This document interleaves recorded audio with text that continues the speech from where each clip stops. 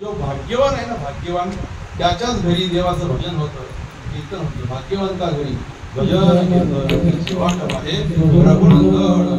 बघा, मागच्या कोरोनाच्या कालखंडामध्ये अनेक श्रीमंत लोक मिळली, अनेक पारमार्थिक लोक मिळली, पण त्यांच्या घरी सुद्धा हे देवाचं नामस्मरण झालं नाही, देवाचं भजन झालं नाही.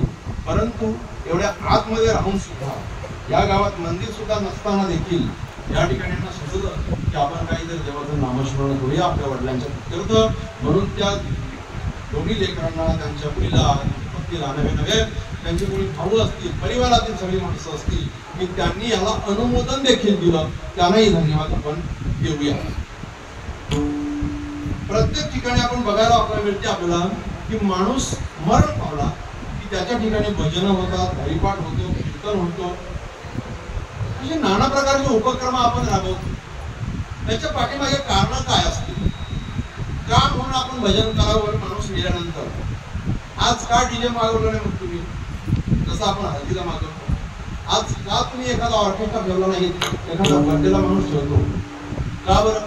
आज आपण कसा केला तर जमणार नाही ना, कोण बोलणार आहे आपल्याला? का ठेवत नाही आज? मग माणूस मेल्यानंतरच देवदेव करावं असं प्रत्येकाला का वाटतं? पुढे आयुष्यभर एखाद्या माणसाने देवदेव केलेलं नसतं, परंतु मनुष्य गेल्यानंतर मात्र त्याला वाटतं की आता आपण देवदेव करावं. बरोबर का नाही? तुमच्या सगळ्यांच्या डोक्यात एकच प्रश्न आहे, त्याचं उत्तर एकच आहे असं की आपण आपल्या घरी जर नामस्मरण केलं, भजन ठेवली, हरिपाठ ठेवला, कीर्तन केली तर आपल्या माणसाला चांगली गती प्राप्त होईल. हाच हेतू आहे का नाही प्रत्येकाचा? बरोबर ना? आपल्या माणसाला गती प्राप्त चांगली होईल हे भजन ठेवणं हा प्रत्येकाचा हेतू आहे, सर्वसामान्य माणसाचा सुद्धा. कारण आम्ही जातो तेव्हा प्रत्येकाला हेच विचारतो की बाबा तुम्ही हे का असं उपक्रम काय एवढा खर्चिक आहे, तिखट नाही, पैसे लागतात त्याला, हे का तुम्ही करताय? तर नाही, भजन केलं, देवाचं नामस्मरण केलं, गेलेल्या माणसाला गती चांगली प्राप्त होते, याच्यासाठी आम्ही हे भजन वगैरे करतो. हा तुमचा सगळ्यांचा मानस आहे ना, सगळ्यांचा मानस आहे ना. जर भजन कीर्तन ऐकून जर मेलेल्या माणसाला गती चांगली मिळते, त्याला सद्गती प्राप्त होते, हा तुमचा सगळ्यांचा दृढ विश्वास आहे, तर मला एक प्रश्नाचं उत्तर द्या. जर मेलेल्या माणसाला गती प्राप्त होते तर जिवंत माणसाने जर भजन कीर्तन केलं, जिवंतपणे आपण भजन कीर्तन ऐकलं,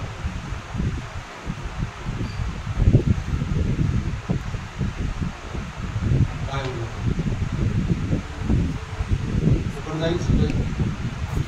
मग काय होईल? अजून फायदा होईल. सांगा मला आता, हा फोटो आहे ना, हा फोटो ऐकू शकतो, हा फोटो खाऊ शकतो? मग जर फोटो ऐकू शकत नाही, फोटो खाऊ शकत नाही, तर मग गती कशी प्राप्त होईल? हा तुमचा विश्वास होता, त्याचं काय करायचं सांगतो 2 मिनिटात. माणूस गेल्यानंतर 2.5 तासात यमाचे यमदूत त्याला पुन्हा आपल्या द्वारदेशात आणून देतात. द्वारदेशात म्हणजे त्याला कोणी उंबरठा म्हणतात, कोणी त्याला कोळा म्हणतात, कोणी त्याला दारवंटा म्हणतात, अजून कोणी उमरा म्हणतात, अजून कोणी तुमच्याकडे काय करायचं? उमरा झाला, पावसा पण आहे. त्या ठिकाणी त्या जीवाला सोडून देतात. आता तो जीव आपला आहे, तो जीव आहे, फक्त त्याच्या बरोबर त्याचं हे स्थूल शरीर नाही. मग तो राहतो कुठे? आपण एक जीव कडा आणलेला असतो बघा, त्याला जीव, त्याला आश्मा म्हणतात. आश्म्यावर तो जीवात्मा जातो, आत्मा राहतो. त्या आश्म्यावर राहिल्यानंतर इथे काय काय होते ना सगळं त्याला घडते, कळते. इथे ज्या काही गोष्टी घडतायत ते त्याला अगदी व्यवस्थित कळतायत. इथे कोण भांडतो ते कळतात, इथे कोणी शोभावर्ण झंझट करतात तेही कळतं, कोणी कुरकुर करतात तेही त्याला कळतो. पुन्हा कोणाला कधी कधी असं वाटतं तुमच्याकडे नाही, आमच्याकडे डोकरी गेली, घटघट गेली, असं मधून मधून दोघी जावा बोलतात, सुखरूप एकदा बोलतात, पण ते पण त्याला कळतं, ते पण त्याला कळतं. त्याला दाखवलेलं नैवेद्य वायू रूपाने तो ग्रहण करतो. इथे जेवढ्या काही गोष्टी घडतात त्याला कळतात. म्हणून जर नामस्मरण केलं तर तेही त्याला कळणार, आणि ते शुद्ध नामस्मरणाचं पुण्य त्याला त्याच्या उद्यापासूनच्या प्रवासाला उपयोगाला येणार. म्हणून त्याच्या विद्यार्थी नामस्मरण करावं. बरं, आपण एवढे मोठे कार्यक्रम नाही करू शकू, तर कमीत कमी घरातल्या माणसांनी तरी ओम रामकृष्ण हरी मंत्राचा जप करावा किंवा ओम नमो भगवते वासुदेवाय नमः या मंत्राचा जप करावा, की जेणेकरून त्याला त्याचा फायदा होईल. आता त्याला त्याचा फायदा काय होईल? हा जो जीव आहे तो उद्यापासून प्रवासाला निघणार आहे. त्याचा प्रवास अतिशय खडतर आहे, अतिशय खडतर. म्हणजे अंधाराचे रस्ते आहेत, ज्वलंत अग्नीचे रस्ते आहेत, हिमपर्वतांचे रस्ते आहेत, त्याला नरकुंडात जायचे रस्ते आहेत, अस्थिपत्रांचे सुद्धा रस्ते आहेत. आणि ह्या रस्त्यातनं त्यांच्या बरोबर असलेले जे देवदूत आहेत, यमदूत आले, ते यमदूत त्याला गुलाबाची फुलं नाही टाकत नाहीत. मारिती तोडी ती घोडी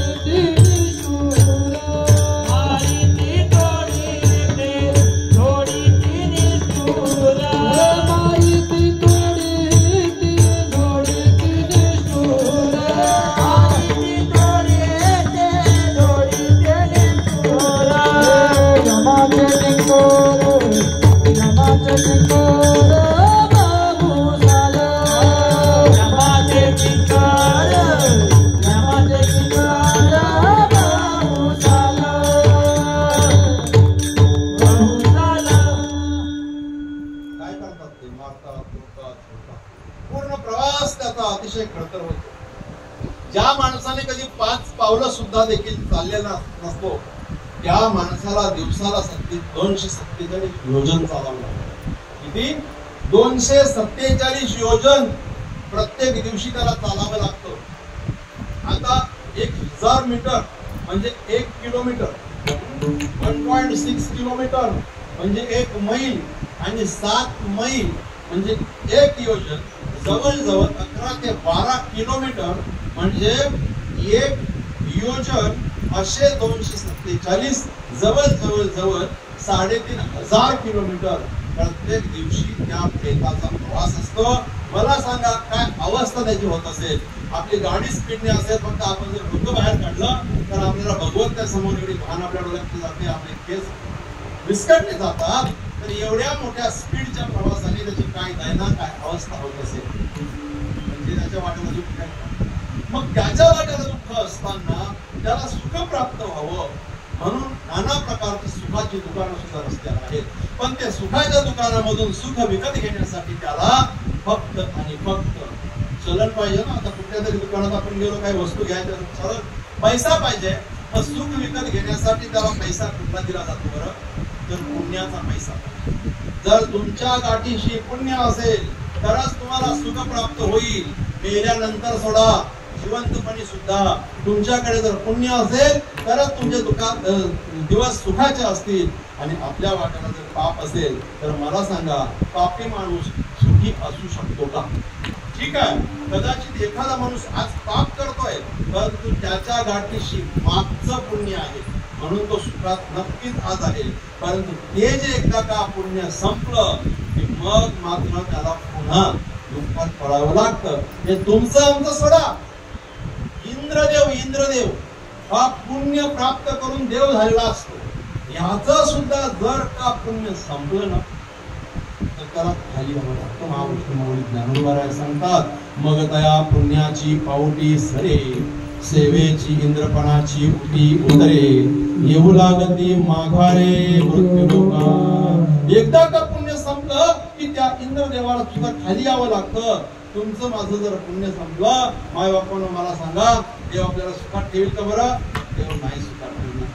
म्हणून त्या जीवात्म्याला सुख प्राप्त व्हावं, त्याचा प्रवास सुखाचा व्हावा म्हणून त्याच्या बरोबर जी शिदोरी दिली जाते ना, शिदोरी आपल्याकडे हाच पद्धत आहे शिदोरी द्यायची आहे का नाही? माणूस गेला ना की त्याच्या उशाला एक शिदोरी दिली जाते. कसली माहिती आहे का मला? भात उतरवतात, भात त्याच्यामध्ये काय काय आयटम टाकतात, काजू बदाम सगळं टाकता का बरं? समजा तो माणूस जिवंत असेल, तो जिवंत आहे, त्याने सांगितलं मला शिदोरी द्या. शिदोरी याचा अर्थ असा आहे, आपली भाजी भाकर म्हणजे आपण जेव्हा शेतावर जातो तो आपला काय नेतो, आपण शिदोरीत नेतो, तर त्याला आपल्याकडे शब्द वेगळा आहे. तुम्ही सांगा, मी सांगा, सांगा ना, आठवला का? त्याला दिवा का बोलतात, दिवा. अंडरलाईन करा आगरी शब्द आपले बाबा, विसरल नाही तर. रोटी बांध केली आहे भयांसारखं असं नका करू जरा. त्याला आमच्याकडे जीवाचा नावाचा शब्द आहे. आमच्या लोकांनी आपली भाषा सोडली जातात, आम्हाला याची खंत वाटते. आम्ही शब्द जमा करतो इकडनं तिकडनं काय घेऊन ती शिजोरिया चला दिवाचा.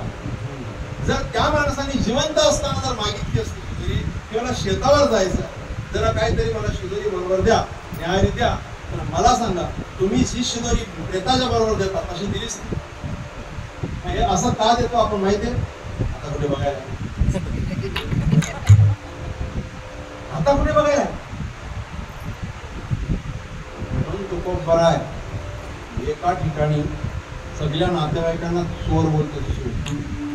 हा माहितीये, जिवंतपणी कुठलीच पत्नी आपल्या नवऱ्याच्या गळ्यात ती चेन काढणार नाही. अरे त्याच्या पोटात सांगतो भाऊ ओळखतील, हे सगळं काढून घेतात ना तेव्हा. म्हणून तुकोबरा एका ठिकाणी चोर होत. 80 चोरांचा हा कायसा भरवसा भूषणी घेतली.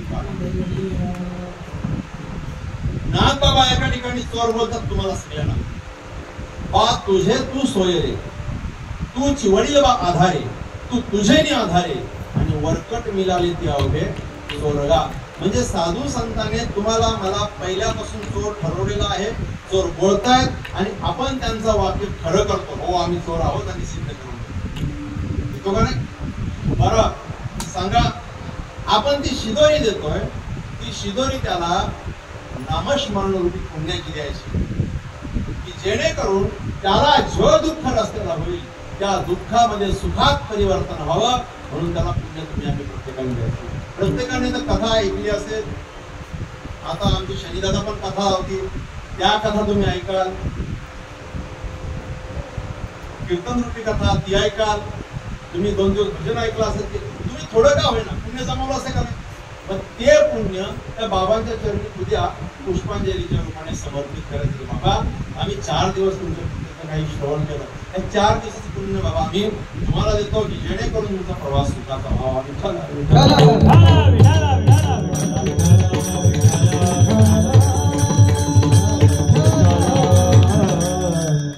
खूप आयुष्य त्या माणसाने बँकेत सर्व्हिस केली ना दादा, बँकेत केली ना.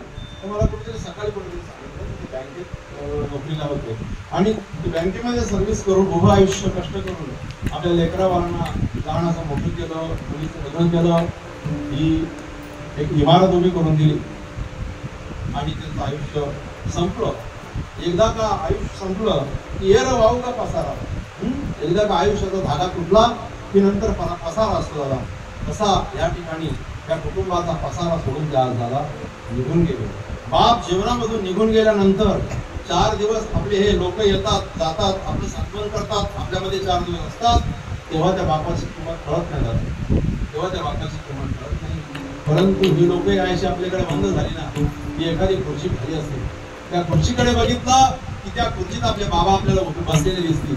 आपलं का त्यांचा कुठे अंथरूण असेल, ते अंथरूण बघितलं तर त्या अंथरुणावर आज कोणीच नाही, तो अंथरूण रिकामा दिसेल त्यावेळेला बाबा दिसतो. ज्या वेळेला तुम्हाला आवडणारी वस्तू बाबा आणत होते आणि ती वस्तू तुम्हाला मिळत नाही, त्यावेळेला रस्त्यात कोणाच्या हातात पिशवी दिसली ना की ती पिशवी घेऊन सुद्धा आपल्याला बाप दिसतो. किंमत बाप गेल्यानंतर करतो. कुणी बाप असतो त्याची किंमत ना तो गेल्यानंतर कळते. त्याची किंमत ह्यात असताना कोणालाही कळत नाही. मला फक्त बोट वरती करून सांगा प्रत्येकाने की आपल्या म्हाताऱ्या बापाजवळ आपण अर्धा तास कधी गप्पा मारल्या. आपण आपल्या म्हाताऱ्या बापाजवळ बसून आणि अर्धा तास कधी गप्पा मारल्या. आपल्या बापाचा आवडता कलर काय माहितीये? आपल्या बापाला रंग कुठला आवडतो माहितीये का? आपल्या घरी काही कार्यक्रम असेल, शर्ट पीस पॅन्ट पीस आणायची, बापाच्या पुढ्यात टाकायची, शिवून आण म्हणून सांगायची. बाप शिवून आण तर बापाने कधी सांगितलं नाही की हा रंग बाबाला आवडत नाही, हा रंग कधी सांगितलं कधी बाबा.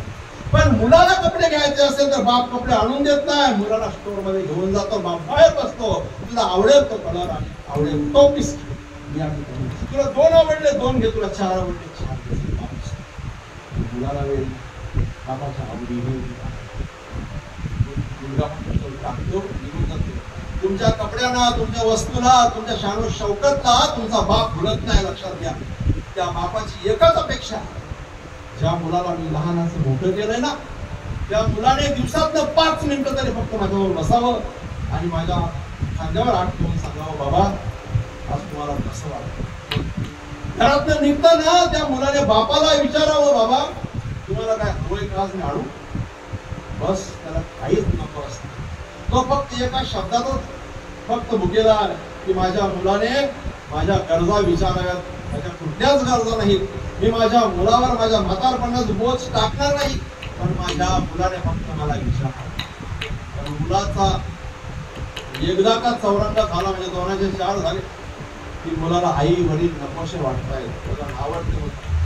म्हाताऱ्या माणसाची त्याला अडचण वाटायला सुरुवात होते. पण मला असं बोलायचं आहे की आज तुला त्या म्हाताऱ्याची अडचण होते, उद्या तू म्हातारा जातो, ही अडचण तुझ्या मुला. आपण जे पेरतो ना दादा ते सुरू. आज आपण आपल्या आई वडिलांना त्रास दिला, लहान मुलं आपली घरातली बघतील की म्हाताऱ्यांबरोबर असंच वागायचं असतं, आणि ती मुलं सुद्धा उद्या आपल्या बरोबर तशीच वागणार आहे.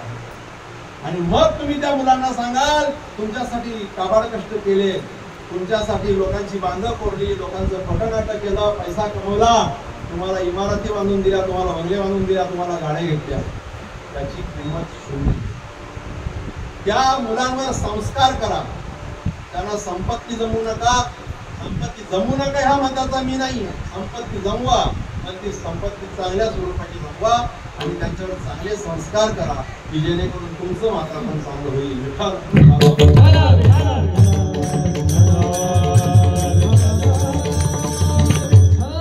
बापाच्या कष्टाची किंमत मुलांना नसते. बघा तुम्हाला एक दृष्टांत सांगतो म्हणजे कळेल. एक जीर्ण झालेला म्हातारा आहे, त्याचा एक मुलगा आहे, मुलगा इंजिनियर आहे, चांगल्या मोठ्या कंपनीत कामाला आहे, शिकवतो. 1.5 लाखाचा पगार आहे त्याला, 1.5 लाखाचा पगार आहे, शानो शौकतची जिंदगी जगतोय तो. बापाला नेहमी बोलायचं आयुष्य घालत असतो, आयुष्य घालत असतो. 1 BHK मध्ये आपलं हे आयुष्य एवढंच 1 BHK मध्ये राहिलं. काय केलं असतं एवढं, फक्त 1 BHK मध्ये आपलं जीवन गेलं, असा नेहमी बोलायचा. पण म्हाताऱ्या बापाकडे आज दिवस त्याला करून दाखवायचे नव्हते. म्हाताऱ्या बापाने सांगितलं, बाळा मी तुझ्यासाठी काय केलं, ह्या घरासाठी काय केलं. तो कालखंड वेगळा होता, आजचा कालखंड वेगळा. त्यावेळेस आम्ही काबाड कष्ट केले, 1 BHK होईना आहे ना तुझा, तुला छत आहे, तू चांगल्या ठिकाणी नोकरीला आहे, पण एवढ्यात काय होते, तुम्ही अजून काहीतरी वेगळं करून ठेवायला पाहिजे होतं. म्हणतो मी जे कष्ट केलेत ना बाळा, त्या कष्टाची किंमत तुला कळणार नाही. म्हणतो तुम्ही काय कष्ट केले असतील मला माहिती आहे. एक दिवशी त्या बापाने सांगितलं, बाळा मी तुझ्याकडे काहीच मागितलं नाही, कारण तुम्ही एक तुला काम सांगतो, तू माझं काम करशील का म्हणतो. मुलाने सांगितलं काम काय करायचं, म्हणतो मी जो सांगेन ना तो तेवढा काम करतो, मग माझ्या कष्टाची किंमत तुला कळेल. मुलाने सांगितलं चालेल, चॅलेंज. त्या बापाने पेन आणले, पेन घरी आपले लिहायचे पेन, अशी 10 पाकिटं पेनची आणली.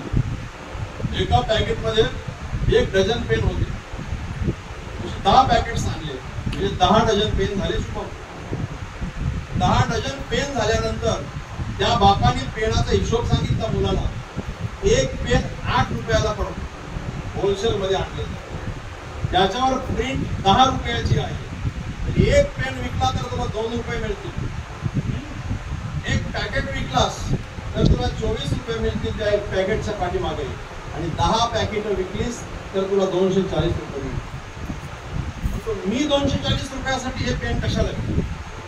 मी 1.5 लाख रुपये पगार घेणारा माणूस आहे. मी त्यांनी काय सांगितलं, 240 रुपयाचं महत्व आज नाहीये, फक्त तुझे पेनचे एवढे बॉक्स माझे विकून दे. त्यांनी सांगितलं सोपं काम आहे. मी तर मार्केटिंग मॅनेजर, पेन विकणार एवढं काय विशेष आहे का माझ्यासाठी मी तुमचे पेन विकून आणले. तो संध्याकाळी 5 वाजता आपल्या नोकरीवर सुटला मुलगा. नोकरीवर सुटल्यानंतर दादर स्टेशनच्या ट्रेनमध्ये चढला. दादर स्टेशनवरून त्याने सुरुवात केली पेन विकायला. 9 पॅकेट आपल्या बॅगमध्ये आहेत. एक पॅकेट हातात आहे, एक पेन काढलेला आहे, डायरीवर लिहून दाखवतो पेन घ्या, फक्त 10 रुपयाला पेन आहे, सुंदर पेन आहे, पेन घ्या 10 रुपयाला पेन आहे, अख्खा पॅकेट घ्या, तुम्हाला होलसेलच्या भावात देतो. असा ट्रेन मध्ये तू विकत आला पेन. कोणी पेन घेतो चालून बघतो नको म्हणून सांगतो, कोणी सांगतो महाग आहे पेन, कोणी सांगतो तुझी कंपनी डुप्लिकेट आहे, कोणी सांगतो बघू रे पेन लांबून बघ त्याला पाठवून देतो जा, कोणी सांगतो एवढा चांगला पॉश मध्ये आलाय पेन विकतोय काहीतरी तू वेगळा माणूस दिसतो, कोणी सांगतो बंगाली आहे का, कोणी सांगतो भैया आहे का. असे नाना प्रकारचे लोकांचे प्रश्न टोमणे. कोणी सांगतो पेन घेतला असताना पण पैसे सुटले नाही, कोणी पेन घेतो खिशाला लावतो आणि 500ची नोट देतो. आता 10 रुपयाचा पेन 490 रुपये सुटे द्यायला ते नव्हतं परत पेन द्यायला लागला. असा तो संध्याकाळी 10 वाजेपर्यंत दादर टू कसारा, कसारा टू दादर, दादर असा फिरला. 10 वाजता तो कसा तरी ठाण्यात उतरला, सॉरी कल्याणला उतरला आणि गोव्याला आला. एक पॅकेट दादा त्याला समजला होतं, एक पॅकेट घामाघूम झालेला. घरी बसला, पाणी पिला, बाप बघायला लागला पॅकेट तर तसेच दिसतात. बाला किती पेन विकलेत? म्हणतो बाबा फक्त एकच पॅकेट संपला. काय सांगितलं त्यांनी? ठीक आहे का बाबा एकच पॅकेट संपला. का रे? 10च्या 10 संपले असते, 240 रुपये मिळाले असते, फक्त 24 रुपये कमवले तू. नाही बाबा किती लोकांकडे मी पेन दाखवले, किती लोकांना दादा काका मामा काकू ताई बोललो पण कुणीच पेन घेतले नाही. बाळा आता ऐक माझं, मी ज्या ठिकाणी नोकरी करायचो तुटपुंजा पगार होता, मी शिकलेला सवरलेला नव्हतो, मी अंगठा बहादूर होतो. गावाकडनं मी अशिक्षित म्हणून मुंबईला आलेलो होतो. बाळा एक छोटीशी नोकरी पकडली, छोटा पगार आहे आणि तुझं आणि तुझ्या भावंडांचं कुटुंब आहे, एवढ्यांचं सगळ्यांचं संगोपन करायचं, सगळ्यांना शिक्षण द्यायचं, रेशन भरायचं, घर भाडं भरायचं. आणि हे करता करता मी हा घर विकत घेतलाय आणि हे करता करता फक्त घरच विकत घेऊ शकलो असतो आणि फक्त घरावर थांबलो असतो नोकरीवर तर तू आज इंजिनियर नसता. बाबा मी इंजिनियर झालो कसा? ऐक तू, मी 5 वाजता कामावर सुटलो ना की 10 वाजेपर्यंत 11 वाजेपर्यंत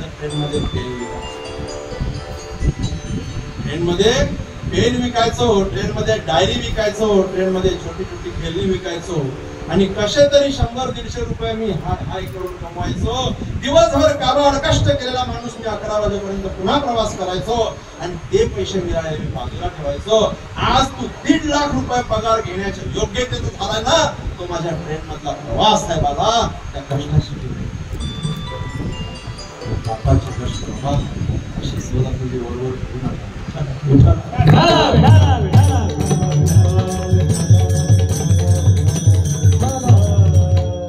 तसे मायबापांनो या बापाने सुद्धा या परिवारासाठी कष्ट घेतले असते म्हणून आज त्यांची परिस्थिती समाधानी आहे. दादा ठीक आहे, आमचा अभंग देवाच्या द्वारे उभा क्षणावरी असंच बोललो ना, रात्रभर संपणार नाही.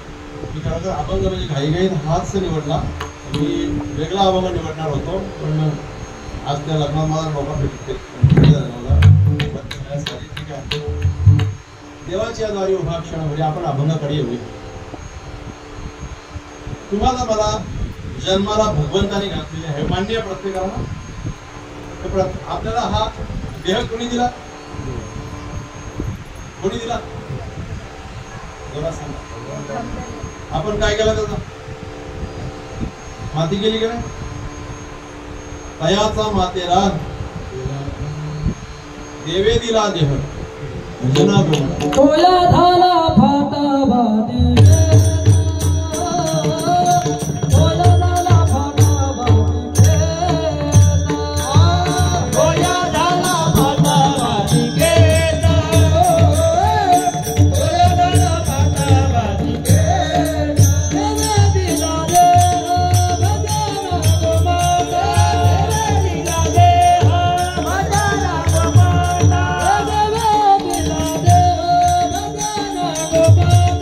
Yeah.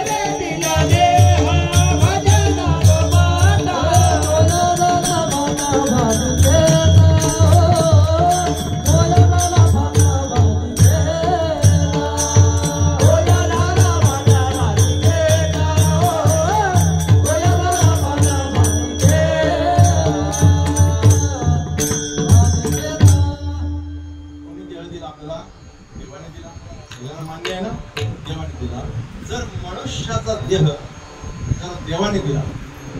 रस्त्याला कुत्री फिरतात ना, तर त्या कुत्र्यांना देह कोणी दिला? देवानेच दिला. डुकरं खेळताना बघतात तुम्ही, डुकरं त्यांना कोणी दिला? बैलांना कोणी दिला? ही झाडं वाढली त्यांना कोणी देह दिलाय? कृमी कीटक मच्छर कोणी दिला? गाई म्हशी यांना देह कोणी दिला? देवाने दिला. देवाने जर समजा आपल्याला माणूस बनवला, पण यदा कदाचित देवाला वाटलं असतं जरा डुक्कर बनवायचा, आज आपण डुकराच्या योनीत असतो, बरं वाटलं असतं? बरं वाटलं असतं? बरं, आता नाही मिळाली डुकराची योनी, पुढच्या वेळेला देवा मला डुक्कर बनव अशी कोणी अगरबत्ती लावली का देवा? बस झाला, डुक्कर लावली का अगरबत्ती? कोणी लावली?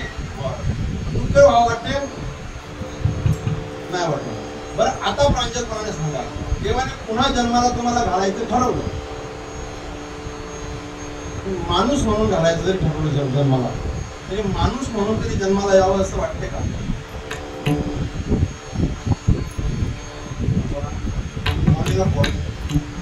मोरली ना.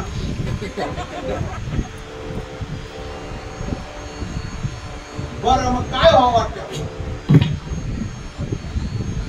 पुढच्या जन्मामध्ये काय व्हावं वाटतं? मी सांगू, मला जर देवाने विचारलं ना, तर मी देवाला सांगेन मला बैल बनव. का माहितीये का? त्याला टेन्शन आहे का? त्याला घरबांधायचे काय टेन्शन आहे? फ्लॅट घ्यायची गरज आहे, गाडी घेऊन ठेवायची गरज आहे, पोराचं लग्न करायचं आहे, त्याला बायकोला त्याला गठण करायचे, त्याला बायकोला साडी आणून द्यायची, त्याला साडू आहे, त्याला मिळवणं आहे का? आहे का? आपला आपण राजनाकोटात झोपायचं टेन्शन आहे. टेन्शन बोलला फक्त 83,99,999 योन्या मस्त फुटीत आहे. त्या दलिद्र माणसाने फक्त टेन्शन घेतलं, बरोबर ना? टेन्शन त्याचा नाही, त्याला तुम्हाला टेन्शन तुमचं अजिबात नाही. पोरांचा काय होईल, नातू काय होईल, सून येईल, लोकांच्या सोनांचे मोठा शहर, आपल्या सोनला बारीक कशी जाऊ आपण बोलून, या फालतू टेन्शन सगळं कुणाला? माणसाला, तुम्हाला नाही, माणसाला, बरोबर नाही? ते माणूस खरा म्हणजे तो विमुक्तच आहे, पण बले झाला कशामुळे? बरं, माझे माझे छंद घेऊन या. हा मुक्तच आहे, पण माझे माझे छंद घेऊन या. मुक्त होता पण बले झाला बद्ध, आणि माझे माझे छंद. बरं, आता डुक्कर मांजर आपण झालो नाही असं नाही. अगोदर ह्या सगळ्या कॅटेगरीत आपण आलोय आणि देवाने माणूस बनवला. बरं, आपल्या घड्याळाचा काटा आहे दादा, 12 वाजले तर 12 वाजले याचा अर्थ 11 वाजले नव्हते का? पहिले 11 वाजलेले होते. आता 12च्या पुढे काटा कुठला? 1चा. मग 12 वरनं काटा सरकला की पुन्हा तो फिरत फिरत फिरत फिरत फिरत फिरत फिरत येणार पुन्हा 12वर. तसा तुमचा माझा जो आत्मा आहे, शरीर नाही, आत्मा आहे, तो असा फिरत फिरत फिरत फिरत आलेला आहे आणि आता 12च्या काट्यावर आहे. आता तो पुन्हा फिरायला जावा असं वाटत असेल तर जीवन जगतो ना तसंच जगायचं. राजन दादा, त्यात काही बदल करायचा नाही, असाच जगाचा.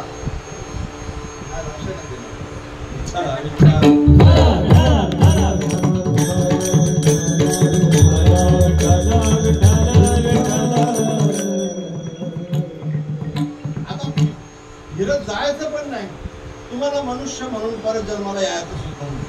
मग काय करायचं ते माहित नाही, काय करायचंय ते माहित नाही, बरोबर ना? आता मला एक सांगा, प्रत्येकाला असं वाटतं का नाही आता कुठलाच जन्म नको, मुक्त व्हावा बाबा, वाटते का नाही? मग मुक्त व्हावा ही कमीत कमी आपली इच्छा तरी असावी का नाही? कमीत कमी आपली इच्छा तरी असावी का नाही? इच्छा आणि गरज, आज जीवनावश्यक वस्तूंची गरज आहे. गरज वेगळी आणि इच्छा वेगळी. काय आहे? गरज वेगळी आणि इच्छा वेगळी आहे. पण ज्याला गरज आणि इच्छा त्याचा भेद कळते, याची निवड करता येते, तोच माणूस आहे. तो माणूस आहे फक्त. या तुम्ही आज आपण हे करतो सगळं, हे अन्न पाणी निवारा, ह्या गरजा आहेत माणसाच्या. या गरजांबरोबर एक इच्छा माणसाने ठेवावी, ती म्हणजे मुक्त होण्याची. मुक्त होण्याची इच्छा याच्यानंतर महावैष्णव माऊली ज्ञानोबा यांनी सांगितलं हरिपाडामधून की तुम्हाला मोक्ष पाहिजे ना तर मी एक सोपा उपाय सांगतो. काय उपाय सांगितला माहित आहे का महाराज? आहे का पाठ तुमचा? हरी हरी हरी मंत्र हा शिवाचा, हरी हरी हरी बोलायचं. काय भेटतो? मोक्ष भेटतो. पण तुमची इच्छा असेल तर ना, तुम्हाला इच्छा सांगतो मी म्हणजे कळत. माणूस घर बनवतो, घर बनवतो. घर बनवणं ही माणसाची गरज आहे, प्रत्येक माणसाला गरज आहे. पण त्या घरामध्ये परदेशातली लादी बसवायची, परदेशातनं झुंबर मागवायचा, परदेशातनं सगळे बेसिक्स ते काय कॉक असतात ते मागवायचे, मागणे ही काय तुमची इच्छा. घर ही गरज आहे, म्हणून त्या घरामध्ये इच्छा भाव वेगळ्या. तशी जीवन जगत असताना तुमच्या गरजा अनेक असतील, परंतु शेवटची इच्छा काय आहे त्यावर डिपेंड आहे. समजा आता एक अजून छोटंसं उदाहरण सांगतो. आतमध्ये मुलं खेळतात त्यांना थांबवा, हे पोरांनो इकडे अरे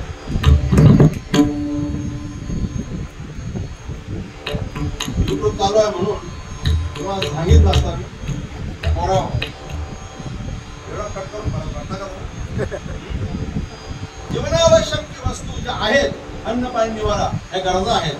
इच्छा, जर इच्छा आपली मोक्षाची असेल तर आपण मोक्षाकडे वाटचाल करू. बरोबर कडे बरोबर करू. एखाद्या मुलाचा उपवास झाला त्याची लग्न करायची इच्छा होती. लग्न करायची इच्छा झाली की लग्नाची तयारी करतो का नाही? तो लग्नाची तयारी काय? आपल्या बायकोला गणगण पैसा पाहिजे, त्यासाठी तो ब्रह्मजन्म करतो कारण त्याची इच्छा पूर्ण करायची का. म्हणून तसं तुम्हाला मला इच्छा असणं हे महत्वाचं आहे. त्याची इच्छा आहे म्हणून त्यांनी जमवाजमव केली. एकदा काय झालं तुम्हाला उदाहरण सांगतो म्हणजे काय. एक राजा मरण पावला, एक राजा मेला.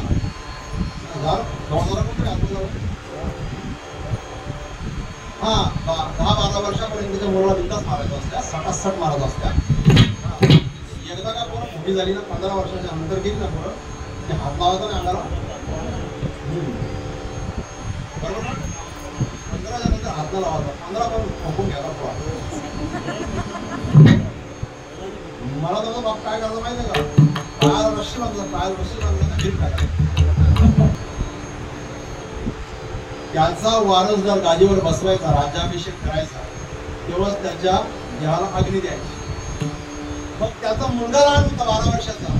वारसदार गादीवर बसवला, अंत्यसंस्कार केला. दुसऱ्या दिवशी तो मुलगा राजा झालाय. तो काय सांगतो प्रधानजीला, मला हे राज्य बघायचे आहे. राजधानी अख्खी फिरायची. त्याला राजधानी फिरण्यासाठी रथावर बसवलं. प्रधानजी बरोबर आहे, सारथ्याने रथ हलवलेला आणि सगळीकडे फिरला तो. सगळीकडे सगळी एरिया दाखवली त्याने, भिवंडीची दाखवली, सगळी दाखवली आणि सगळं आणलं.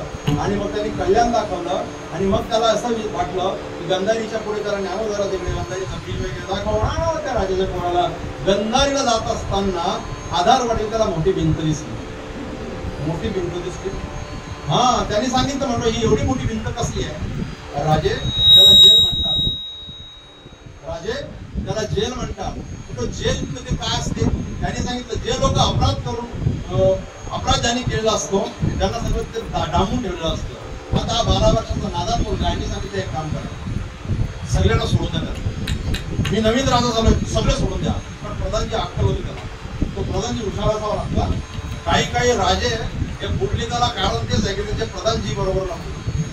राजा अभिअक्कल असा चालतो, त्याच्या राज्य अभिअक्कल दिसतात. त्या प्रधानजी जवळ त्यांचा कारभार झालेला असतो. त्यांनी सांगितलं सोडून देऊ त्यांना. आजचा आपला प्रोग्राम काय?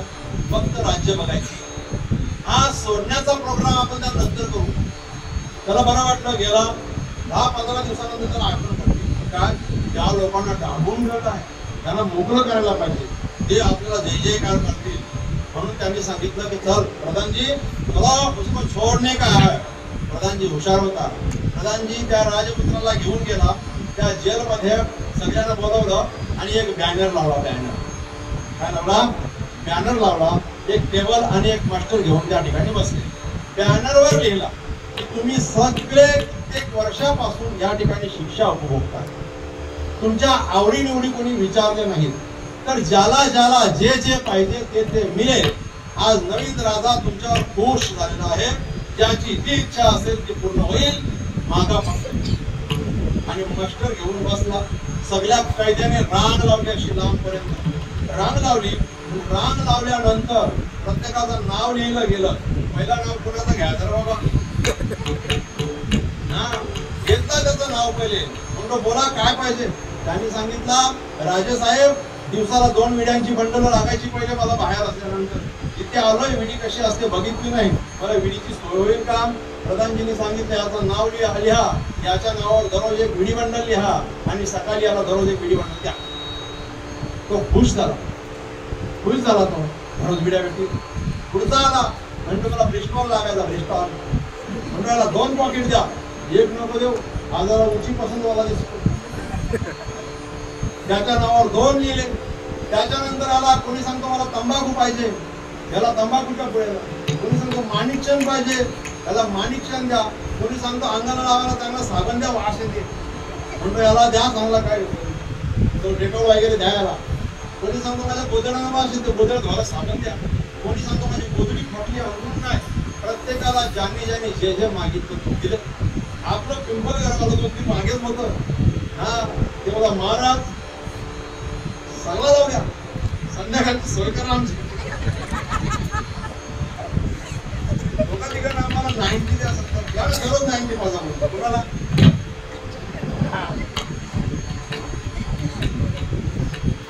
हे जे मारणार मेला सगळ्यांचा लिहिला, सगळ्यांना लिहिला. प्रधानजी आणि राजा सगळ्यांचा रेकॉर्ड केला. सगळ्यांच्या मागे मी होतो. मला कसं माहित पडलं मी होतो. सगळ्यांचं हो दिलं. तुला काय पाहिजे रे? अजून थांबलाय तर माझं एक काम करा. काय? तो गेट आहे ना, गेट आपला मेन गेट उघडा. तो मेन गेट उघडा आणि मी तिकडे तोंड करून उभा राहतो. माझी इच्छा सांगतो त्यांना.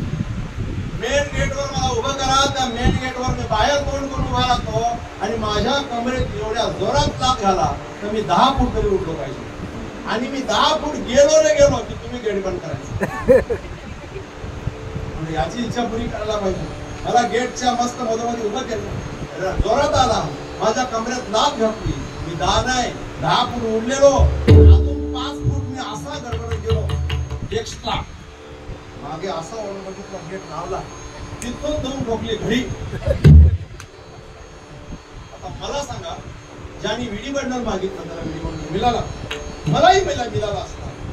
मग विडी बंडल घेऊन खुश होणारा हुशार होता का कमरेत लाथ खाऊन गोलंडा खाऊन जाणारा हुशार होता? लाथ खाऊन म्हणजे दिवसभर ठीक आहे दादा. म्हणजे त्या ठिकाणी सुटायची इच्छा कोणाची?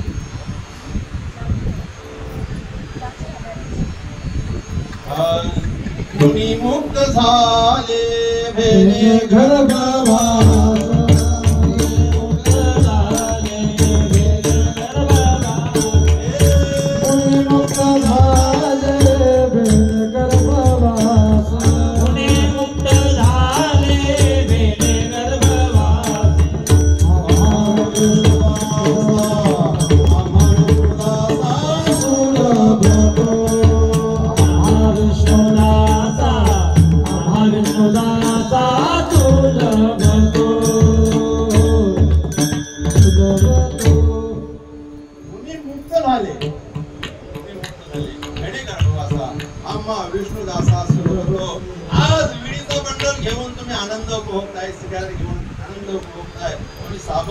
नाश्ता हे सगळे आपण आहोत.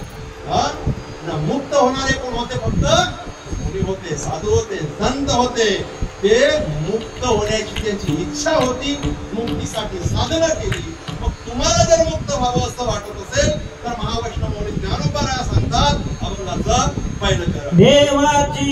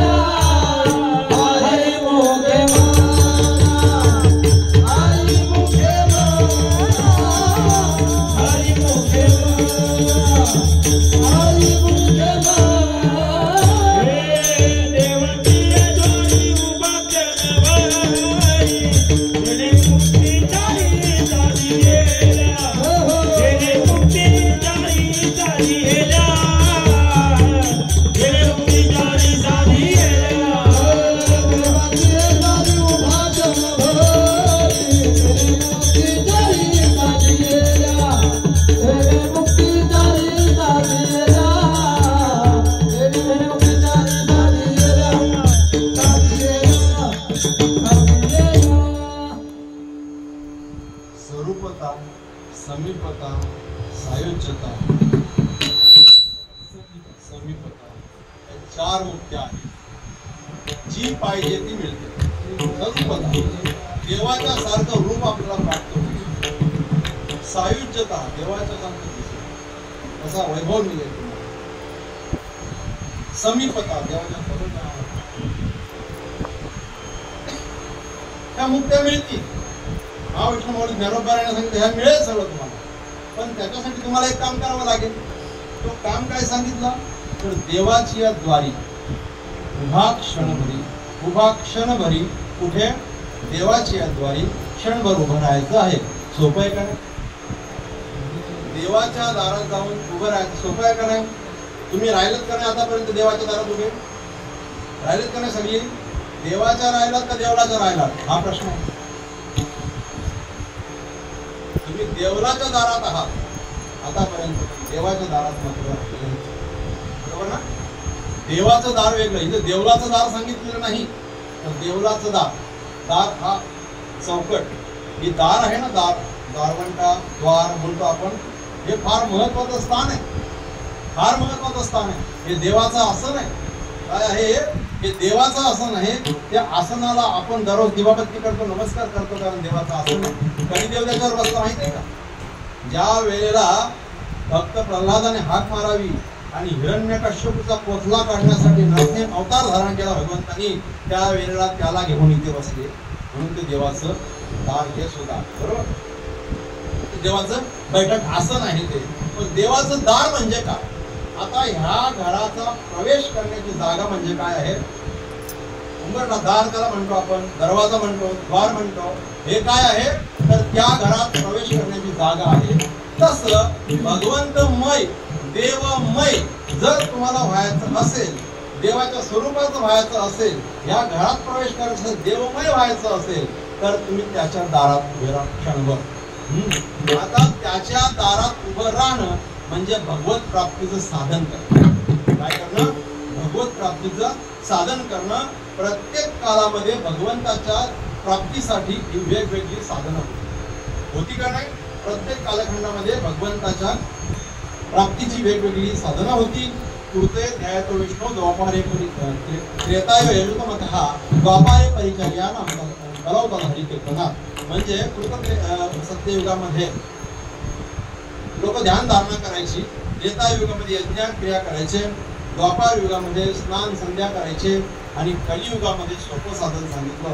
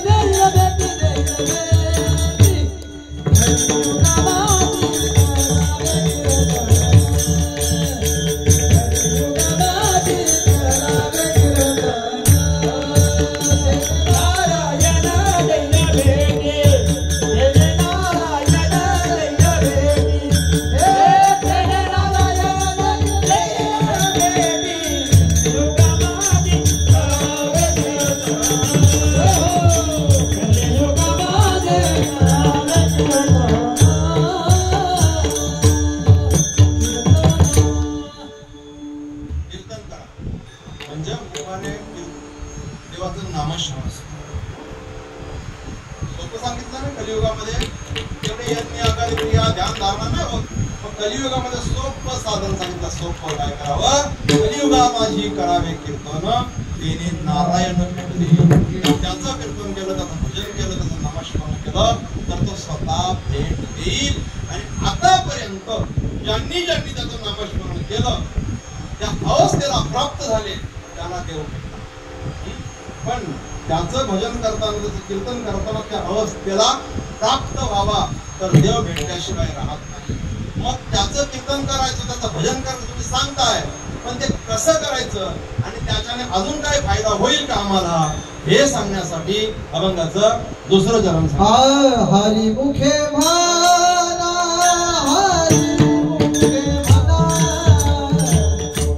हरी मुखे म्हणा,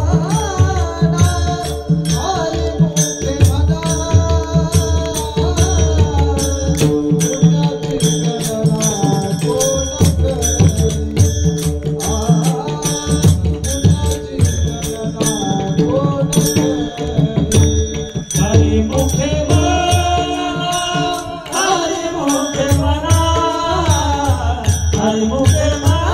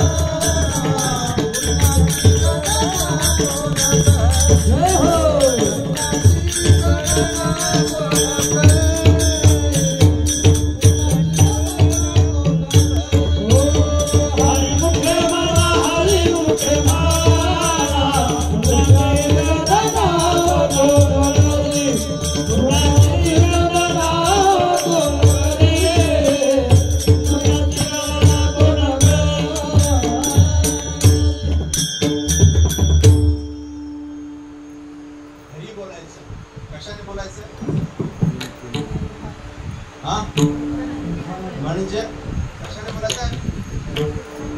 जरा बोला. मुखाने ना? बरं. मुख कुठे आहे? ना म्हणजे जिथून हरी बोललं जात त्याला मुख असं म्हणतात. बरोबर ना? जिथून हरी बोललं जात त्याला मुख असं म्हणतात. जिथून संसाराच्या गोष्टी केल्या जातात त्याला तोंड असं म्हटलं जातं. आणि जिथून शिव्या बाहेर येतात त्याला थवाळ बोलला जातो.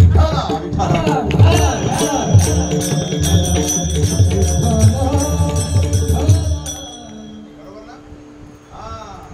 जे पाय देवाकडे चालत जातात त्याला चरण असं म्हणतात. बरोबर ना? चरण असं म्हणतात. जे पाय संसारात काही गोष्टी कमी पडतात त्या आणासाठी जातात म्हणून त्याला पाय असं म्हणतात. आणि जे पाय संध्याकाळी 90ला जातात त्यांना तांगड्या बोलतात.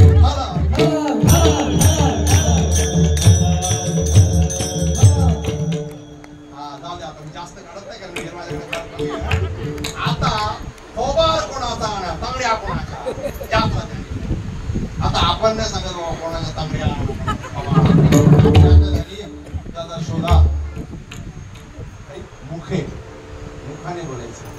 काही लोक आम्हाला सांगतात महाराज सकाळी उठलं का आम्ही कीर्तन लावतो टीव्हीला. आरी कीर्तन टीव्हीला लावलेलं कीर्तन त्याचा तुमच्या जीवनावर काही इफेक्ट होणार नाही. फक्त तुम्हाला थोडी माहिती मिळेल. जर चांगलं ऐकलं तर तुम्ही पारमार्थिक तुम्ही सात्विक होऊ शकणार नाही. आज तुम्ही या ठिकाणी कीर्तन ऐकण्यासाठी बसला तुमचा एक सात्विक भाव तयार झालेला. पण टीव्ही समोर बसल्यानंतर हा सात्विक भाव तयार होतो. कारण टीव्ही मधून पॉझिटिव्ह व्हायब्रेशन होत नाही, सकारात्मक लहरी येत नाही. परंतु ज्या ठिकाणी कीर्तन असेल त्या ठिकाणी एक सकारात्मक लहरी तयार होतात. एक सुंदर वातावरण तयार झालेलं असतो. नाही देवाचं वास्तव्य त्याच ठिकाणी असतो. ज्या ज्या ठिकाणी कीर्तन असतं त्या ठिकाणी देव स्वतः सांगतात महाराज आम्ही कुठे आहे? ज्या ठिकाणी कीर्तन चालू आहे त्या ठिकाणी माझे भक्त गाती जेते माझे भक्त गाती जेते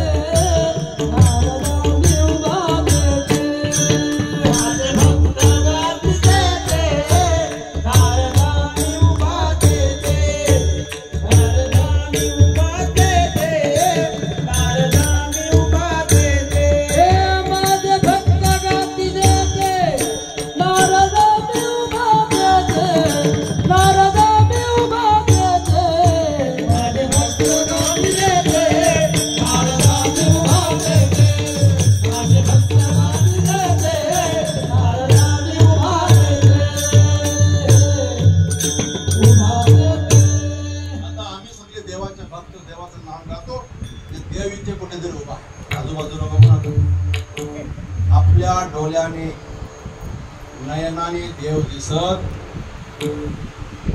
जे देव पाहतात ते नयन लोचन असतात, बरोबर ना?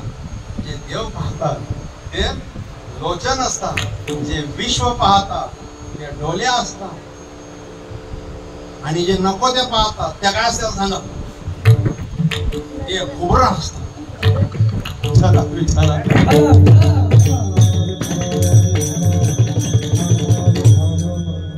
हरी मुखे ह्या बॉडीने, ह्या शरीराने देवाचं नामस्मरण होईल तेव्हा ह्या शरीरामध्ये देवाच्या नावाच्या लहरी तयार होती. या शरीरात तेव्हा फायदा होईल, तोपर्यंत होणार नाही. नाहीतर मडे घातले रडाया नाही, मोले घातले रडाया नाही. तर दुसरं कोणी बोलत असेल ना, आपण टीव्ही बघत असेल, काय उपयोग आहे? तुम्हाला एक उदाहरण सांगतो. एक सोसायटीमध्ये एक माणूस मेला. सोसायटीमध्ये माणूस मेल्यानंतर आता ते सोसायटीत राहणारे लोक दादा शिकलेली सवरलेली, त्यांना काही आपल्यासारखा टाव म्हणून रडता येत नाही. त्यांचा रडा पण इंग्लिश. तो एक थेंब यायची फुटी केलं का तो थेंब काही येऊन देत आपला नाही थेंब आला बरोबर ना? नाही आला तरी आपण नाही, एखाद्या वेळेस नाही रडला अशू येत कोणा माणूस तुम्हाला, पण ते दाखवायला पाहिजे कोणा मोठ्या घालून त्या भिजवते. ते आलेला विकतात अशी रडतच नाही, पण रडायला पण पाहिजे. म्हणून रडायचं काय करायचं? मग काही ठिकाणी अशा टीम्स आहेत, टीम्स येथे खऱ्याने रडण्यासाठी माणसं. हा, ते 9 बाया असतात, 9 बाया असतात. लगेच फोन केला त्यांच्या पुढाऱ्याला, 10 बाया पाहिजे. कशासाठी? रडण्यासाठी. म्हणजे कसं रडायचं म्हणतो? मंद मंद रडायचं, जरा सिस्टमॅटिक रडायचा, टाळू फोडून रडायचा, म्हणजे गरबा लोळून रडायचा.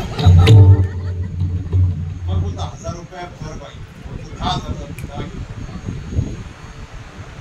इथे आहे ना घर, तिथून डाव फोडला, तिथून कोणी पण ठोकतो.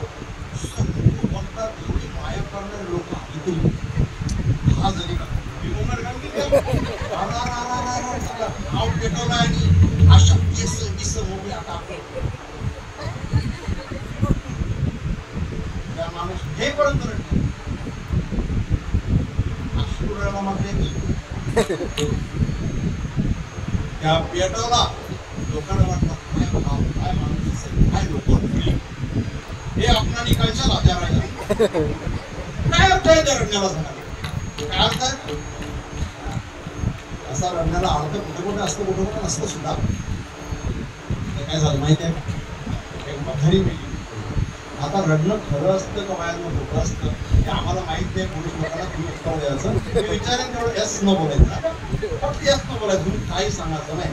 जेव्हा म्हातारीचा भरलेला परिवार म्हणजे 8 पोरं त्या म्हातारीला, 8, 4 पोरीने 4 पोरं, 4 सुना अशा तगड्या बसल्या. या बाजूला 4 पोरी, मैताला दुसऱ्या कोणाला चान्स, 8 घरचीच, बाकीची बापशा असा पाहिजे. 8 जणींचा गोबाट का कमी का? पण पोरी इंग्लिश मिडियमला होती. पोरी रडायच्या पण आस्ते रडायच्या. सोनाशी लय गोंगाट घातला त्या मराठी मीडियम, जबरदस्त गोंगाट घातला.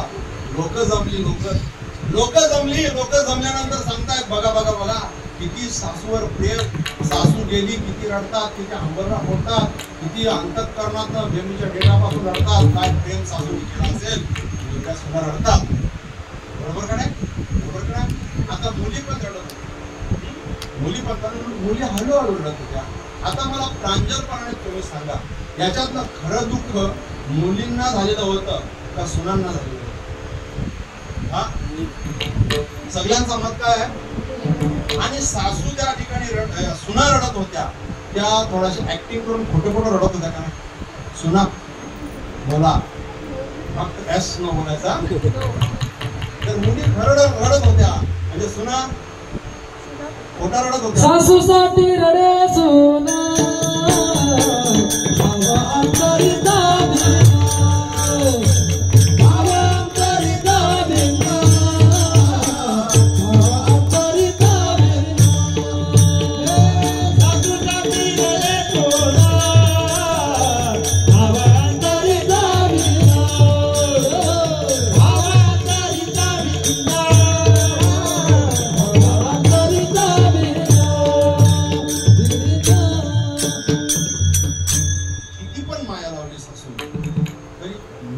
अंतःकरणामध्ये आईविषयी जी भावना सुनील आहे का, म्हणजे सुना कुठे रडत होता का नाही. आता मला सांगा कोणची कोणची सासून गेली भेटल्या आता कोणाची सासून गेली. तुम्ही त्यावेळेला रडल्या, खऱ्या रडल्या का खोट्या रडल्या? नाही, आम्ही खऱ्या रडलो, आम्ही खऱ्या रडलो. या इतक्या सगळ्या खऱ्या रडल्या, आमच्या घरच्या बाया खोट्या रडल्या. काय व्हायरस बनवले यांच्यामध्ये, काय व्हायरस ना देवाने यांच्यामध्ये व्हायरस टाकला. व्हायरस तुम्हाला मी सांगतो व्हायरस आता कसा आपला जावई, आपला जावई सकाळी झाडू मारतो, अंगण झाडून टाकतो, तो आंघोळ करतो, तो देवपूजा करतो, मग तो गरम पाणी बनवतो, तेव्हा आपल्या पत्नीला उठवतो, हे पाणी गरम झालं, तू आंघोळ कर, मी चहा टाकतो. चहा तिची आंघोळ झाली की मग देवाला अशीच केली, त्याने चहा आणून दिला, तिने चहामध्ये खारी वगैरे बटर वगैरे ठेवलं, घट्ट झाली. तो जावई देवासारखा आहे का? असा जावई पाहिजे का ना तुला? ह्याच जर आपल्या पोराने केला, ह्याच कार्यक्रम असाच्या आपल्या घरी आपल्या पोराने, मी बोललो का काही? मी बोललो असा व्हायरस आहे. तुम्हाला अजून सांग, सूनबाईच्या हातून कब्बशी पडली, कब्बशी राहील का? सासू काय बोलते, फोडली, बरोबर ना? फोडलीच तर काय, तीच कब्बशी आपल्या बेबीच्या हातून पडली.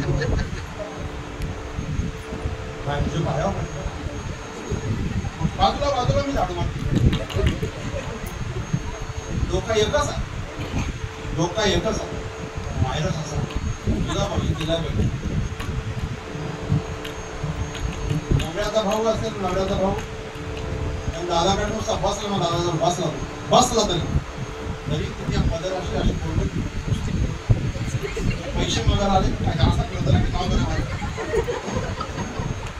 तिला वाटते पैसे मागायला आले का काय. तो बिचारा त्याला कधी वाटलं असं दादा जाऊन बसू चार चहा पिऊ, दादा जाऊन चार भाव बांधतो प्रेम,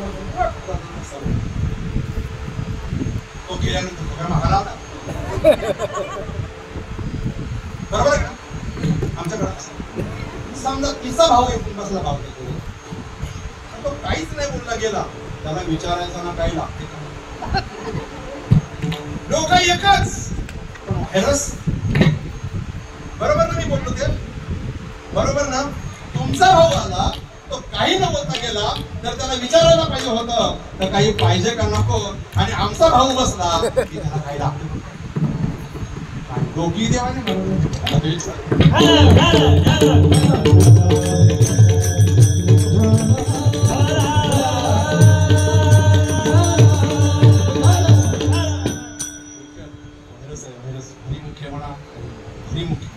हे असं मुखाने म्हटलं की पुण्य एवढं होतं, पुण्य एवढं होतं की त्याची गणना होत. आणि आता पुण्य करावं प्रत्येकाला वाटतं का नाही? आपल्याला आपल्या हातून पुण्य घडावं प्रत्येकाला वाटतं का? पाप घडावं वाटतं? काय वाटतं? पुण्य घडावं. घडतं काय? आता 13वा मध्ये 13वा खाली तिखटाच्या वंटात ती नुसती सरच्या कोणलेली तिखट जेवणाला पुण्याला गेलो का पाप? हा, चला तुम्ही पंढरपूरला, देऊला, आळंदीला, काशीला, कुंभाला गेला असाल ना कधी, मग पुण्य व्हावं म्हणून गेला काय? तिथे भिकारी असतात बघा, भिकारी पैसे मागायला भिकारी असतात. मी पण 2 वर्ष होतो ते पायरीवर बसून. मग तिथे तुम्ही तीर्थाला गेलात का? मोठी वाटत 100 200 घेऊन जाता का नाही? काय माना 200 चिल्लर ना 100 200 100 500 चिल्लर ना 50 100 पैसे 1 2 रुपये 5 रुपये देता का नाही? का देता बरं? का देता? तुम्हाला पुण्य प्राप्त व्हावं म्हणून तुम्ही त्याला पैसे देता. कुणाला? भिकाऱ्याला. मला सांगा, त्या भिकाऱ्याने तुमच्या पैशाचं जर झालं, त्याने तुम्ही दिलेले 10 रुपये त्याने त्याचा वडापाव खाल्ला तर तुम्हाला पुण्य निश्चित मिळेल. पण त्याने जर विडीचा बंडल घेऊन विडा दिला तर अर्धा विडी बंडलचा पाप तुम्हाला लागेल. तुम्हाला एक उदाहरण सांगतो. माझी सेवाचा पोस्ट एकदा धर्मराजा आपल्या सभेमध्ये बसलेला होता. धर्मराजा सभेमध्ये कोणता लग्न होता? कोणता मुस्के बांधला? लग्न होणं म्हणजे नुसत्या असलेला होता. त्या ठिकाणी एक याचक आला, त्याची परिस्थिती सांगितली, माझ्या घरी खाण्यापिण्याची अबला आहे, महाराजा काहीतरी मदत करा, मला माझ्या हाताला काम नाही, धंदा नाही, उद्योग नाही, काहीतरी मदत करा. राजाला दया आली त्याची. राजाला वाटलं याला अन्नधान्य दिलं संपून मोकळा व्हायला, परत परिस्थिती आहे तशीच. राजाला त्याची दया आली. राजाने त्याला एक सोन्याचा मोठा नाणा दिला, काही मोहरा दिल्या, हे सोनं नाणं घे, तू घरी जा, काहीतरी काम धंदा कर.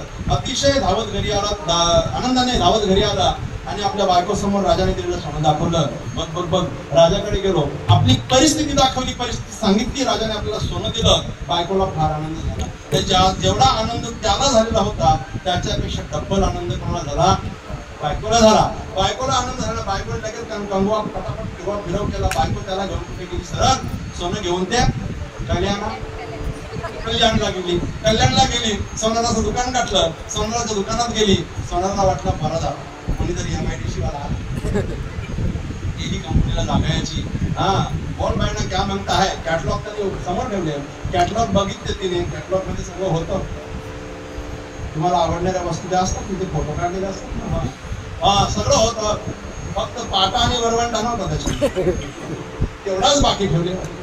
काय जर फॅशन निघाली पाट्या वरवंट्याची, कोणीतरी घालावी पाहिजे फिरावा, बस घराघरामध्ये भांडणं झाली म्हणून समजा. पाटा गेला बंदाला, इथे आहे त्याच अजूनपर्यंत पाटा मागतील या.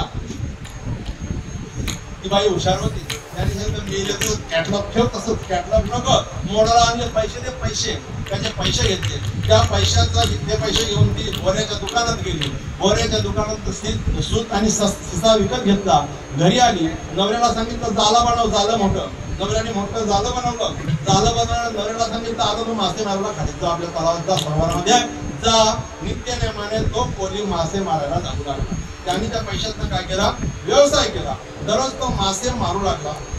भरपूर मासे मिळायचे, घरी काही खायला ठेवायचा आणि सगळे उर्वरित तो विकून टाकायचा. विकलेल्या माशांचे त्याला पैसे यायचे. दिवस चांगले आले कोणामुळे? धर्मराजामुळे. प्रत्येक वेळेला तो जेवायला बसला, चांगले कपडे घातले, घर बनवला, धर्मराजाचा प्रसाद.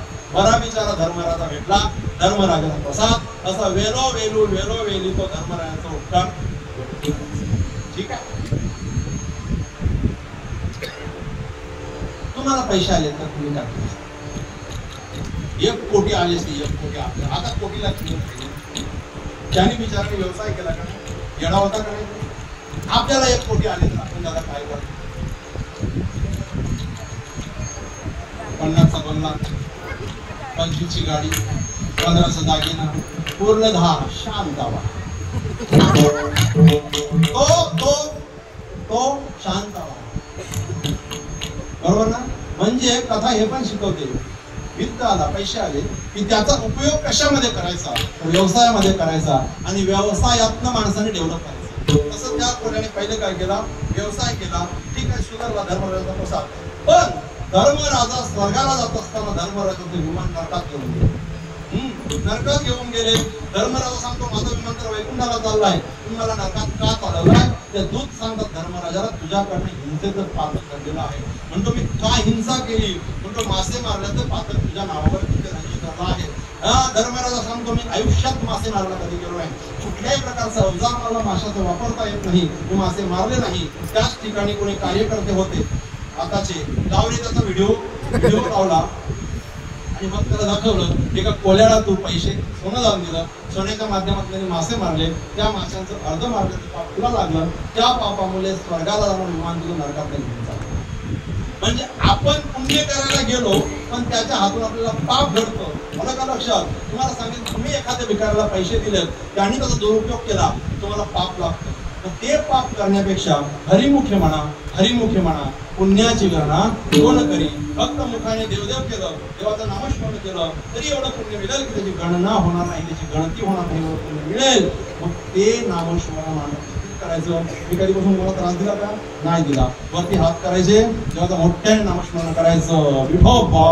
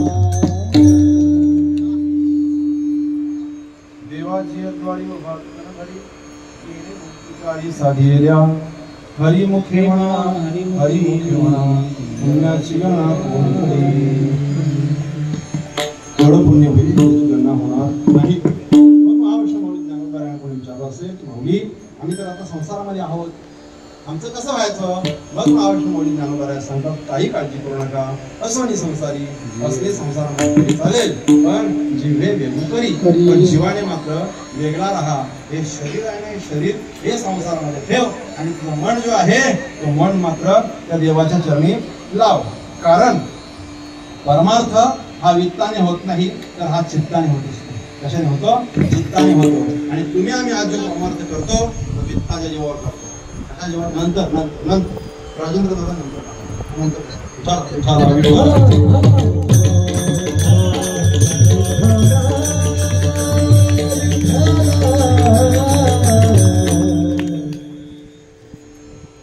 तुम्ही आम्ही आज जो परमार्थ करतो तो वित्ताच्या जीवावर करतो म्हणजे पैशाच्या जीवावर करतो पण परमार्थ हा चित्ताच्या जीवावर करतो चित्ताने करत असतो परमार्थ हा तनाने करायचा नसतो तर परमार्थ हा मनाने करायचा असतो परमार्थ आपला हा व्यवस्थेचा नसतो तर परमार्थ आपला हा अवस्थेचा असतो कसला असतो अवस्थेचा असतो अवस्थेने परमार्थ करावा मनाने परमार्थ करावा चित्ताने परमार्थ करावा एखादी नाव आहे ती पाण्यात असते परंतु ज्या वेळेला पाणी नावेत जाते ना तेव्हा ती बुडते तसा तुम्ही आम्ही संसारात आहोत ज्या वेळेला संसार आपल्यामध्ये येईल त्यावेळेला मात्र आपली नैया बुडल्याशिवाय राहणार नाही साधू संत संसारामध्ये होते पण संसार त्यांच्यामध्ये मात्र नव्हता चोखोबांचं एक दृष्टांत देतो तुम्हाला ज्या वेळेला चोखोबरा आषाढीच्या वेळेला दिंड्या जात होत्या त्यांचं मन त्या गिड्डीमध्ये लागलेलं होतं संपदा सोहला नावडे म्हणाला परंतु करणार काय त्यांची पत्नी जी होती ती गरोदर होती प्रसूतीची वेळ जवळ आलेली होती दिंड्या जातायत करावं काय मन तिकडे लागलेलं आहे मन पांडुरंगाकडे वेधलेलं आहे पत्नी सांगते माझी प्रसूतीची वेळ जवळ आलेली आहे स्वामी दोन कीर्तन ऐका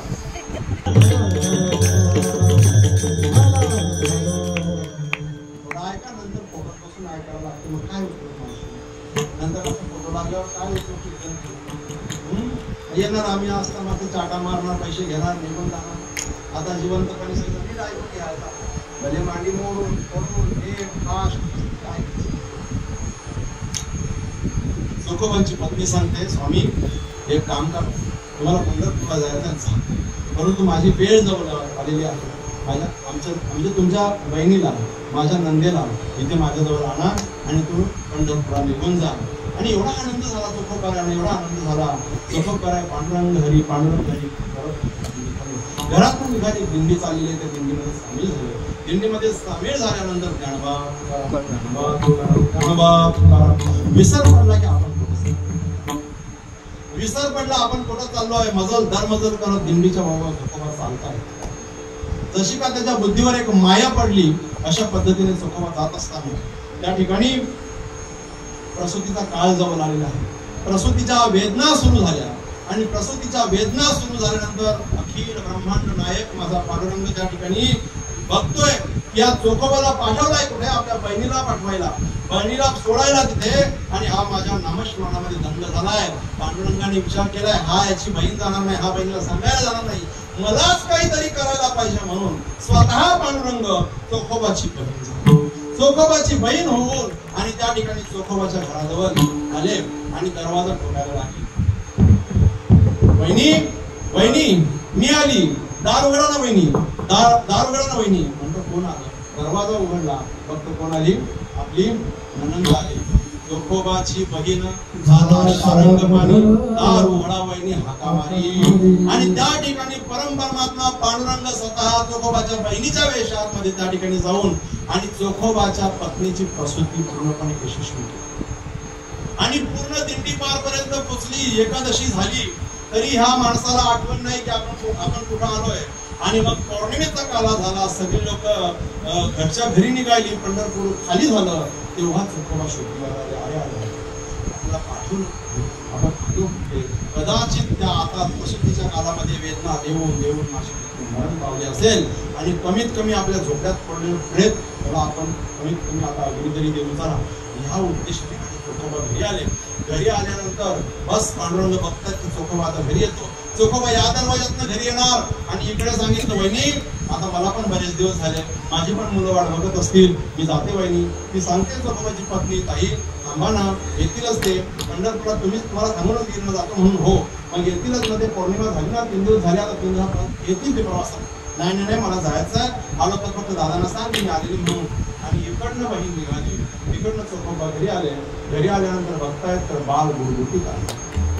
पत्नी सांगते स्वामी तुम्ही गेलात ना पंढरपूरला, मला बरं वाटलं, पण ताईला अगदी वेळेवर पाठवलं हा तुम्ही. ताई जर आली नसती तर माझी अवस्था फार वाईट झाली असती. चोखोबा त्यावेळेला समजले मी माझ्या ताईच्या घरी गेलोच नाही, तिला सांगितलंच नाही, आली कशी, प्रसूती झाली कशी. त्यावेळेला वरती बघितलं चोखोबांना साक्षात्कार झाला की पांडुरंगच माझ्या घरी माझ्या बहिणीच्या रूपाने आले आणि माझ्या पत्नीची त्या ठिकाणी प्रसूती पूर्णपणे पार पडली. ज्या उंबरठ्यातनं माझा पांडुरंग गेला त्या उंबरठ्यावर डोकं आपटून चोखोबा रडले, हे देवा भगवंताचं कार्य तू करतो, काम करतो भक्तांचं आपल्या, परंतु सगळी कामं कर रे, काम नको, तुम्ही देवाचे झाले, देव तुमचं काम करेल. आणि आपण विचार काय करतो, देवाने पहिले आपलं काम केलं पाहिजे, तेव्हा देवाचं बघू समजतं. असोनी संसारी जे संसारामध्ये होते त्यांना देव भेटला आणि ज्यांनी संसार सोडला देवाच्या पाठीमागे लागले त्यांना देव भेटला नाही. असं अभंगाच्या शेवटच्या चरणात सुद्धा तेच उदाहरण देऊन स्पष्ट केलेलं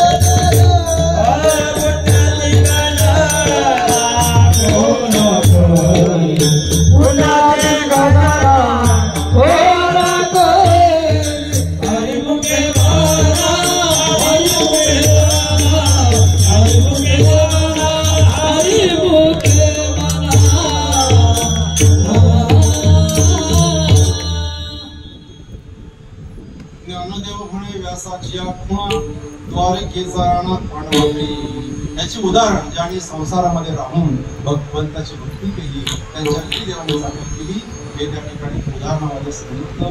वेळ संपलेला आहे म्हणून समुद्रामध्ये वेळ जास्तच झालेला आहे. थोडासा 8:30 पर्यंत आमची मानसिकता कंटाळून बाबा तुम्ही एकच दिवस फक्त ऐकायला बसता तेव्हा आमचा मान आहे. या सेवेला साथ करण्यासाठी आपली सगळी मंडळी आणि आमचे जैन बाबा असतील, आमचे विलास महाराज सावळे असतील, आमचे लक्ष्मीकांत वेगळे असतील, तो नाही तो गेला आपण लक्ष्मीकांत वेगळे, महादेव महाराज असतील, आमचा माझ्या मित्राचा मुलगा आहे शुभम महाराज, आमचं गौरव या ठिकाणी सगळ्यांनी कीर्तनला साथ दिली, उत्कृष्ट साथ भाग आणि तोही सुद्धा शांत चित्ताने बसून ऐकलं, खुर्चीवर बसून ऐकलं, कोणी आता येऊन ऐकलं, कोणी खिडकीला ऐकला, कोणी पायरीवरून ऐकला, सगळ्यांना या येड्याचं ऐकलं म्हणून धन्यवाद देतो. बरोबर ना? काय हो बोलता येणार का? येणार बोला ना नको म्हणून सारे येडत होते, येड्याचं ऐकलं, सगळ्यांना धन्यवाद देतो. मान साष्टांग प्रणिपात करतो. ज्ञानेश्वर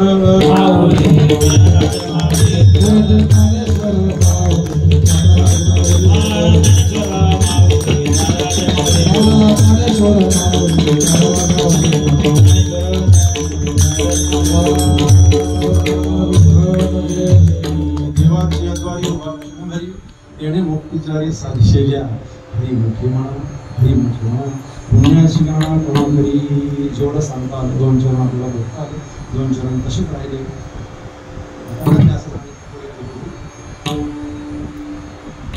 सेवा आहे, या सेवेचं पुण्य बाबाच्या अण्णांकडून आपण समर्पित करूया. ज्या घरातनं बाप केलेला असतो तर बाबा श्रीमंत त्या लेकरांना नंतर पडत असते. बाबा बापाला उपमा दिल्या, अनेक प्रकारच्या उपमा दिल्या, वडिलांना अनेक प्रकारच्या उपमा दिल्या. एका लेखकाने एक उपमा दिली सुंदर. आपल्या घरावरचा पत्रा असतो बघा, आपल्या घरावर सिमेंटचा पत्रा असतो. आता एवढ्या कडकत्या उन्हामध्ये तो पत्रा वरती आहे, कधी बोलतो का आपल्याला ऊन लागते? त्या पत्र्यावर किती प्रकारची धूळ पडते, माती पडते, कधी पत्रा बोलला का? त्या पत्र्यावर काही झाडाच्या फांद्या पडतात, पानं पडतात, पत्रा कधी बोलला का? नाही. ऊन वारा खातो पण पत्रा कधीच बोलत नाही. तसा वडील आपल्या मुलांचं संगोपन करण्यासाठी किती कष्ट करतो, कोणाच्या बोलण्या खात असतो. एखाद वेळेस कुठे एक्स्ट्रा काम मिळालं, कुठे थकलेला भागलेला बाप असेल तर एक्स्ट्रा काम करून 2 पैसे जास्त आपल्या घरी आणत असतो बाबा. परंतु त्या पत्र्यावर कधी जोराचा पाऊस आला, टक टक टक टक वाजू लागला तर खाली राहणारी माणसं बोलतायत पत्रा जास्त वाजतोय. दोष कोणाला देतात? पत्र्याला देतात. कोणी बोलत नाही की पाऊस जोरात आहे म्हणून आवाज येतो. दोष पत्र्याला देतात. काबाड कष्ट करणारा बाप कधी कधी टेन्शन मध्ये असेल, कधी कुणाचं बोलणं खाऊन आलेलं असेल, कधी कुणाचा धक्का खाऊन आलेला असेल आणि तो राग म्हणून कधी कुणावर ओरडला, खेकसला, घरात एकामेकांना जाऊन सांगतात कसा पोगाटे, कसं खेकसतो. त्याच्या वेदना कोणी विचारून घेत नाही की आज तुम्ही टेन्शन मध्ये का, तुम्ही शांत का, तुम्हाला कसली काळजी आहे, कसला विचार करता, हा कधीच विचारणारा कोणी माणूस नसतो. तुम्हाला सांगू की आपण कधी अर्धा तास आपल्या वडिलांच्या गप्पा मारल्या, आपल्या वडिलांच्या आवडीनिवडी काय आहेत कधीच विचारत नाही. वडिलांना कुठे जाऊ वाटते का कधीच विचारत नाही बघा. परंतु आपल्याला काय पाहिजे ते वडिलांना माहीत असते, परंतु वडिलांना काय पाहिजे हे आपल्या मुलांना माहीत नसते. एक बाप कमवतो, 5-7 पोरं तो सांभाळतो, शिकवतो, 5-7 पोरं मोठी झाली की एक बाप त्यांना सांभाळता येत नाही. ही प्रत्येक बापाची वेदना आहे. उद्या आपले बाप निघून गेले, उद्या आपण बाप म्हणून आलो तेव्हा आपली सुद्धा अशी अवस्था आपण लक्षात ठेवू. जे संस्कार आपण आपल्या मुलांवर करू तेच उद्या आपल्याला उपयोगाला पडणार आहेत. म्हणून आई वडिलांची सेवा निश्चित करा, धर्माचं पालन करा, सतत देवाचं नामस्मरण करा आणि ही झालेली सेवा अण्णांच्या चरणी समर्पित करू. देवाला या सेवेच्या माध्यमातून एवढीच प्रार्थना करू, हे देवा आमच्या अण्णा तुमच्याकडे येतात, त्यांना चांगली जागा द्या. जन्माला घालायचं असेल तर आमच्याच परिवारामध्ये घाला आणि आमच्याच परिवाराची सेवा त्यांना करण्याची संधी द्या, एवढी प्रार्थना करू आणि या सेवेला पूर्ण विराम देऊ. जय विठ्ठल.